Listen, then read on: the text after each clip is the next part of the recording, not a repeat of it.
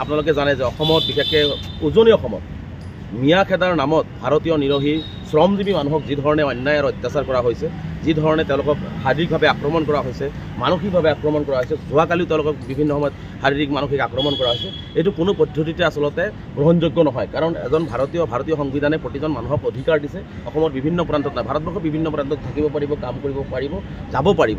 তেনে ক্ষেত্ৰত মিয়াৰ এটা অপব্যাখ্যা কৰি পেলাই, মিয়া শব্দ অপব্যাখ্যা কৰি তেওঁলোক যি ধৰণে অত্যাচাৰ কৰি আছে, এইটো আচলতে এটা মুভ ভাইলেন্স বুলি কোৱা হয়, যাক গণ উন্মোদনা। এই গণ উন্মোদনাই কিন্তু মানুহক কিন্তু মৃত্যুমুখলৈ ঠেলি দিব পাৰে। গতিকে আমি স্পষ্টকৈ কৈছোঁ, যিকেইটা জিলাত এনেকুৱা ধৰণৰ কাৰ্যবিলাক হৈ আছে, আমি সেইকাৰণে ভাৰতৰ গৃহ সচিবক স্মাৰক পত্ৰ এইকাৰণে দিছোঁ যে যিসকল ব্যক্তি এইবিলাক কৰিছে তেওঁলোকৰ বিৰুদ্ধে কঠোৰ ব্যৱস্থা গ্ৰহণ কৰিবলৈ।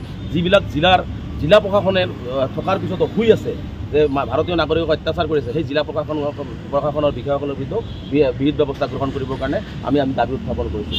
লগতে আপোনালোকে আৰু এটা কথা জানে যে বিশেষকৈ হিতেশ দেৱ শৰ্মা ডাঙৰীয়াই পূৰ্বেও NRC ৰিভেৰিফিকেশ্যনৰ কাৰণে মহামান্য উচ্চতম ন্যায়ালয়ত আবেদন কৰিছিলে, আৰু ইতিমধ্যে সেই আবেদনখন মানে আপোনাৰ মহামান্য উচ্চতম ন্যায়ালয়ৰ 5জনীয়া বিচাৰপীঠে 2017 চনৰ আপোনাৰ কি কয় 2024 চনত ইতিমধ্যে এইটো নিষ্পত্তি কৰিছে। 2024 চনত ইতিমধ্যে নিষ্পত্তি কৰিছে, আকৌ তেওঁ ৰিভেৰিফিকেশ্যনৰ কাৰণে সুপ্ৰিম কোৰ্টত আহিছে। গতিকে যিহেতু ইতিমধ্যে তেওঁৰ কেছ এটা পূৰ্বেও তেওঁ নিষ্পত্তি মহামান্য উচ্চতম ন্যায়ালয়ে কৰি থৈছে, গতিকে আমি ভাৰত চৰকাৰক আহ্বান জনাইছোঁ, আৰু ইতিমধ্যে ৰিভেৰিফিকেশ্যনৰ কাম হৈয়ে গৈছে। গতিকে তেনে ক্ষেত্ৰত যাতে কোনো ধৰণৰ ৰিভেৰিফিকেশ্যন নহয়, তাৰ কাৰণে যাৱতীয় ব্যৱস্থা গ্ৰহণ কৰিবৰ কাৰণে আমি কেন্দ্ৰীয় চৰকাৰক আমি আহ্বান জনাইছোঁ।